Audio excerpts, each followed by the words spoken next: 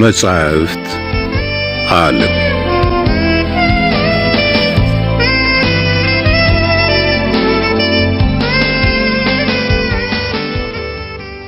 እፎይታ። ደራሲ አሌክሳንደር ዶማስ። ትርጉም ተሾመ ዳምጠው። ተራኪ ደጀኔ ጥላሁን። እፎይታ ዘ ካውንት ኦፍ ሞንቴ ክሪስቶ ክፍል 25።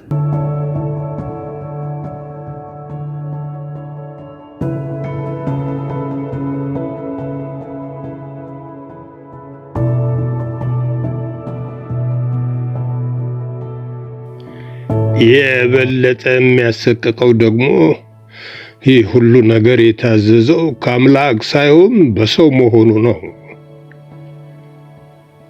አሁን ደግሞ ስለነዚያ ሰዎች ልስማ አሉ ቄስ ቡሶኒ።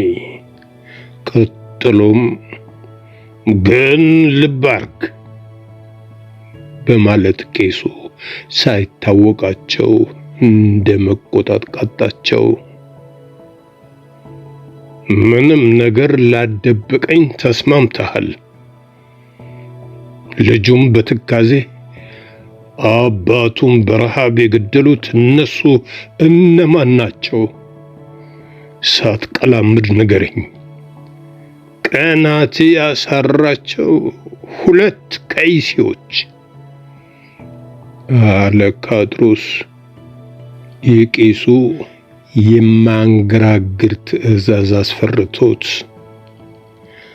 አንደኛው በፍቅር የቀናበት ፈርናንድ፣ ሌላው በስልጣን የተመቀኘው ዳንግላር። እኮ እንዴት ቀንተውና ተመቅኝተው ምን አደረጉት?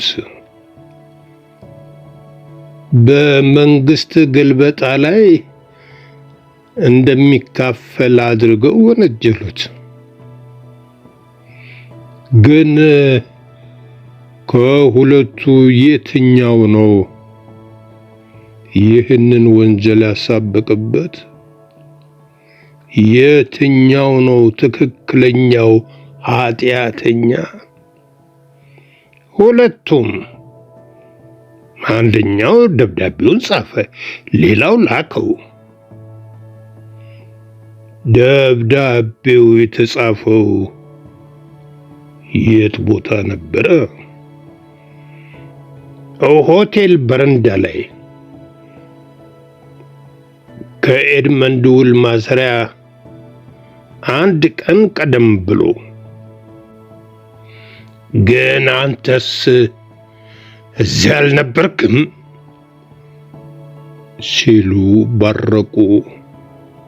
ቄሱ ቀበል አድርገው፣ እዚያ እንደነበርኩ ማን ነገረው በማለት ጠየቀ ካድሮስ ግራ ተጋብቶ።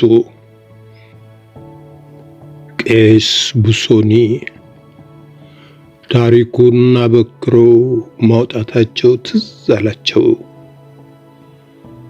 ማንም አሉ ፈጠን ብለው። ግን ዝርዝሩን በደንብ ልታውቅ ከቻልክ በስፍራው ሳትኖር አትቀርም ብዬ ነው። እውነት ነው አለ ካድሮስ በታፈነ ድምፅ። ነበርኩ። ታዲያ ያንን ተንኮል ሲተበትቡ አልተቃወምካቸውም? ያ ደግሞ አባሪ ተባባሪ ያደርግሃል። በመጠጥና ላይን ስላዞሩት ምን እንደማድረግም በውል አይታወቀኝም ነበረ። ከስካር መንፈስ የሚጠበቀው ተቃውሞ ሁሉ አሰምቻለሁ። እነሱ ግን የሚሰሩት ሁሉ ቀልድ እንደሆነ ነበር የሚነግሩኝ። በሚቀጥለው ቀን ግን ቀልድ አለመሆኑን አይተሃል። ልጁ ሲታሰር በቦታው ነበርክ። ያኔም ጸጥ ነው ያልከው። እኔስ ያየሁትን ሁሉ ልናገር ፈልጌ ነበር። ዳንግላር ከለከለኝ። ወንጀለኛ ሆኖ ከተገኘ እሱን የደገፈው ሁሉ ተጠያቂ ይሆናል አለኝ። በዚያን ዘመን ፖለቲካው ሁሉ የከረረ ስለነበረ ዝም ከማለት ሌላ አማራጭ አልነበረኝም። ራስ ወዳድነቴን ባልክድም ወንጀለኛ አልነበርኩም።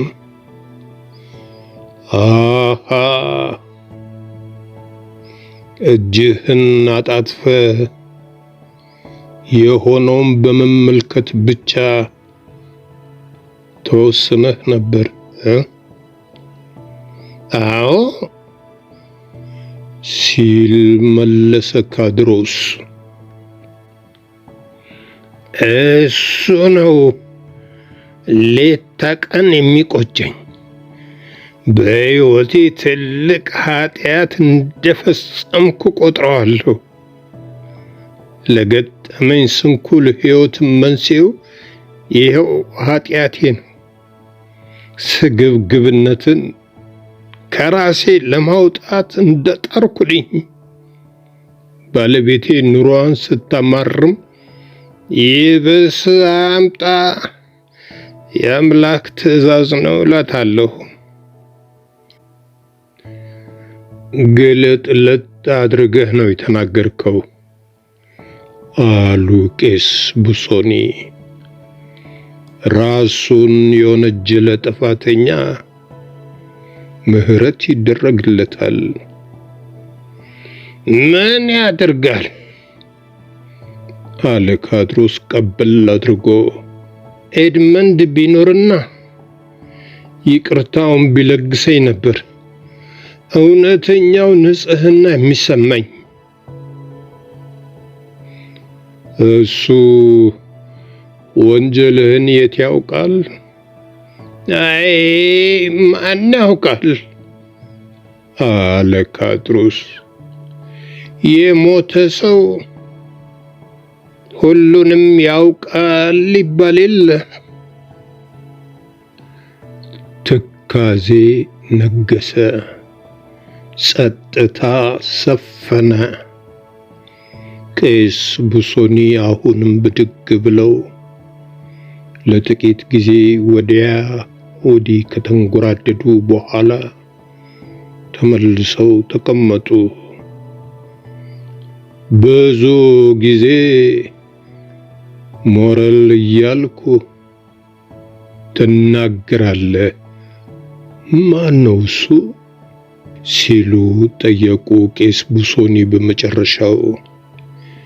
የፋራውን ባለ ንብረት ነው የኤድመንድ አሰሪ።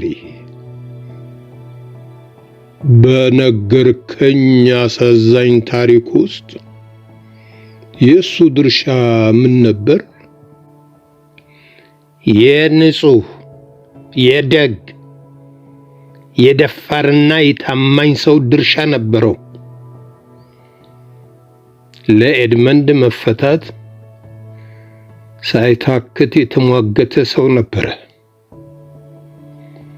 ናፖሊዮን ወደ ስልጣን እንደተመለሰ በደብዳቤም በቃልም ኤድመንድ የታሰረው በናፖሊዮን መንግስት መመለስ ላይ ተካፍለሃል ተብሎ ተወንጅሎ መሆኑን በማስረዳት እንዲፈታ ጠየቀ፣ ለመነ። እንደነገርኩ የእስረኛውን አባት እየተመላለሰ ከመጠየቅ ባሻገር ወደ ቤቱ ወስዶ ለማስታመም ጠይቆ ነበር። በሽማግሌው ሞት ዋዜማም እንደነገርኩ ገንዘብ የተሞላች ቀይ የሐር ቦርሳ መደርደሪያ ላይ አስቀምጠላቸው። ያ ገንዘብ ነበረ የተበደሩትን ዕዳና የቀብሩን ስነ ስርዓት ወጪ ሸፍኖ ዳሃው ሽማግሌ ነፃ ሆነው እፎይ ብለው እንዲያርፉ ያደረጋቸው። እንዲያውም ያ ቦርሳ እስካሁን ከኔ ጋር ነው። ኤድመንድ በሕይወት ቢኖር ኖሮ መቼም የሞራልን ውለታ እድሜ ልኩን ከፍሎ ባልጨረሰው። ሞራል አሁንም በሕይወት አለ? አዎ። እንግዲያውስ እግዚአብሔር ብድሩን ከፍሎት ይሆናል። ሀብታምና ደስተኛ ሳይሆን አይቀርም። አዎ ልክ እንደኔ ሀብታምና ደስተኛ አለ ካድሮስ በምጸት። ሞራል ደህየ እንዴ? በአሁኑ ጊዜ ድህነት እያንዣበበበት ከመሆኑ በላይ የሚያሳዝነው ክብሩም ሳይደፈር አልቀረም። ዓመት እንዳልወጣ እንዳልወረደ በማርሴል የንግድ ዓለም የተከበረውን ስፍራ እንዳልያዘ ሁሉ ሞራል አሁን እያበቃለት ነው። በ2 ዓመታት ውስጥ 5 መርከቦችን ከማጣቱም በላይ ሌሎች 3 ድርጅቶቹ ከስረውበታል። አሁን የቀረችው ተስፋ ምስኪኑ ኤድመንድ ሲሰራባት የነበረችው ፋራውን ብቻ ነች። እንዲያውም አሁን ከህንድ ሸቀጥ ጭና ወደዚህ እያመራች ነው። የሌሎቹ ዕጣ ከገጠማት ሞራል አከተመለት። ለመሆኑ ይህ ድለቢስ ሚስትና ልጆች አሉት? አዎ፣ በውበቷ ብቻ ሳይሆን በርህሩህነቷም መልአክ የመሰለች ሚስት አለችው። አንዲት በቅርቡ ልታገባ የምትጠብቅ ሴት ልጅ ያደረሰ ሲሆን አሁን ግን እጮኛዋን ወላጆቹ ከከሰረ ነጋዴ ጋር እንዳይጋባ እየከለከሉት ነው አሉ። አንድ የጦር መኮንን ልጅም አለው። ግን የዚህ ልጁ ማርሴል ላለመኖር ማዘኑን እጥፍ ድርብ አድርጎታል። ብቻውን ቢሆን ኖሮ ሞራል አእምሮ ፈንድቶ ይሞት ነበር። በጣም አሰቃቂ ነው አሉ ቄስ ቡሶኒ ልባቸው ተነክቶ። ያ ወንጀሉን ቀሰቀሰ የምትለኝ ዳንግላርስ የት ደረሰ? ዳንግላርማ ኤድመንድ እንደታሰረ ማርሴልን ለቆ ለአንድ የስፓኝ ባለባንክ ሊሰራ ሄደ። ፈረንሳይና እስፓኛ ጦርነት በከፈቱበት ወቅት ለፈረንሳይ ጦር አንዳንድ ነገሮችን በማቅረብ ነበር። ባገኘው ገንዘብም ንግድ ከፍቶ እጥፍ ድርብ አተረፈ። መጀመሪያ ሲሰራለት የነበረውን የባንክ ባለንብረት ልጅ አግብቶ ሲኖር ስለሞተች አንዲት ባሏ የሞተባት የታወቀ ጠበቃ ልጅ አገባ። ቀድሞም በንግድ ዓለም ራሱን ሚሊዮነር ያደረገ ከመሆኑም በላይ አሁን የባሮንነት ማዕረግ ተሰጥቶታል። አሁን ባሮን ዳንግላር በተዋበው መኖሪያ ህንጻው ቅጥር ግቢ ውስጥ በሚያምር የውስጥ ግቢ የሚታዩት 10 ምርጥ ፈረሶችና በሳሎን ውስጥ የሚተራመሱት 6ቱ የቤት ሰራተኞቹ ለተመልካች ግራ የሚያጋቡ ከመሆናቸውም በላይ በካዝናው ውስጥ ስንት ሚሊዮን ገንዘብ እንዳለው እሱ ይቁጠረው። አልካድሮስ ወደ ሰማይ አንጋጦ ፈርናንድስ ሲሉ ጠየቁ ቄስ ቡሶኒ። እንዴት ነው ከትምህርቱም ሆነ ከቅርሱ የሌለው አንድ የነጣ የካታላን አሳስጋሪ ከበርቴ ሆነው? በእውነቱ አልገባኝም።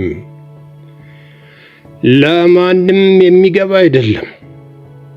ማንም የማያውቀው አንድ ሚስጥር ሕይወት ውስጥ መኖር አለበት። ግን ሀብቱንና ቦታውን የያዘባቸው ግልጽ እርምጃዎች ምን ነበሩ? የሉዊስ 18ኛ መንግስት ለሁለተኛ ጊዜ ወደ ስልጣን ከመመለሱ ከጥቂት ቀናት በፊት ወደ ጦር ሰራዊት ተመለመለ። ወዲያውኑ ወደ ጦር ግንባር በሚንቀሳቀስ ብርጌድ ውስጥ ተመደበ። ብዙውን ጊዜ ግን የጦር አዛዡ ጄኔራል አጃቢ ሆኖ ነበር የኖረው። ጄኔራሉ ከጠላት ጋር የሚስጥር ግንኙነት መስርቶ ኖሯል። አንድ ምሽት ወተርሉ ላይ ጦርነት ተነስቶ ውጊያው እንደተጧጧፈ ጄኔራሉ ወደ እንግሊዞች ሲሄድ ፈርናንድን እንዲከተለው ጠየቀው። ፈርናንድም ሰራዊቱና አገሩን ክዶ ካለቃው ጋር ኮበለለ። ናፖሊዮን በስልጣኑ ቢቆይ ኖሮ ይህ አድራጎት በቀጥታ የሞት ቅጣት ያስከትል ነበር። ይሁን እንጂ እንደ ዕድል ሆኖ ንጉስ ሉዊስ 18ኛ ወደ ዙፋናቸው ሲመለሱ ፈርናንድም እንደ አርበኛ በኩራት ወደ አገሩ ተመለሰ። መቼም ጊዜ ያነሳል፣ ጊዜም ይጥላል። የናፖሊዮን ዘመን ካዲ የንጉሱ አርበኛ ተብሎ ወዲያውኑ ሻለቅነት ተሾመ።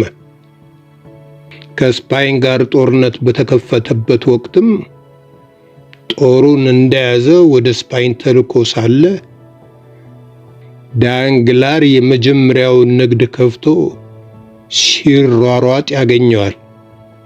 ያን ጊዜ ነበር የሁለቱም ገበያ በስፓይን ምድር የደራው።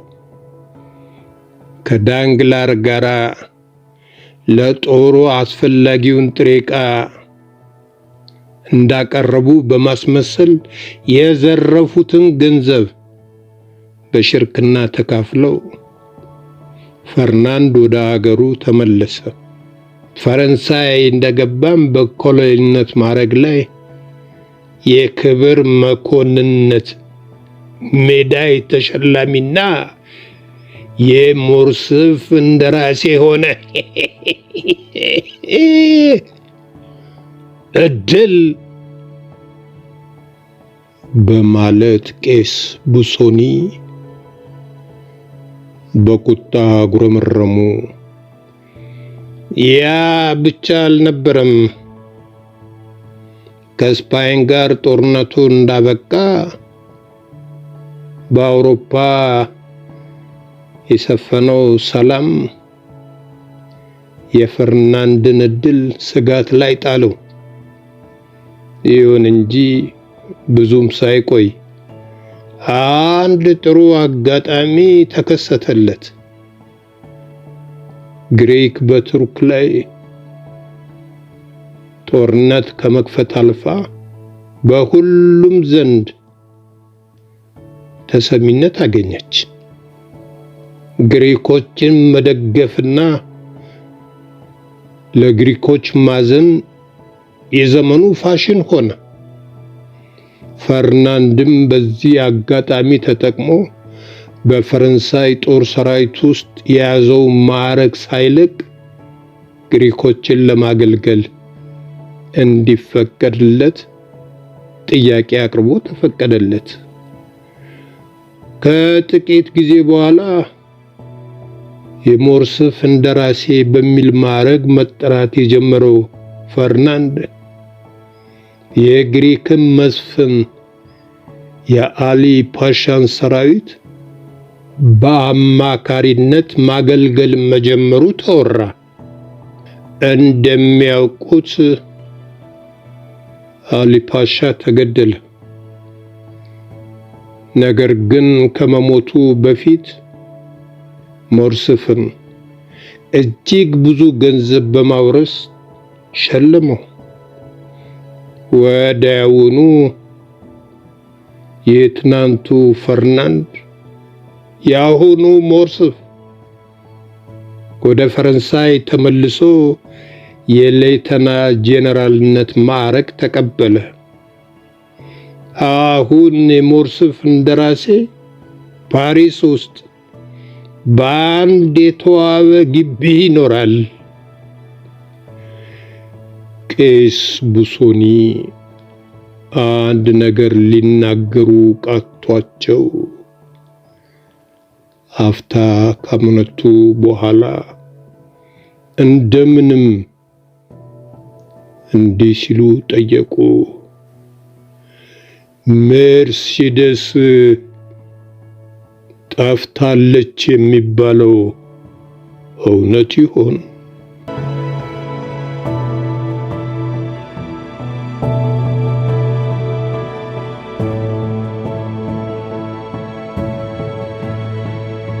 በትረካው ከተደሰቱ ሰብስክራይብ፣ ላይክ እና ሼር ያድርጉ። እናመሰግናለን።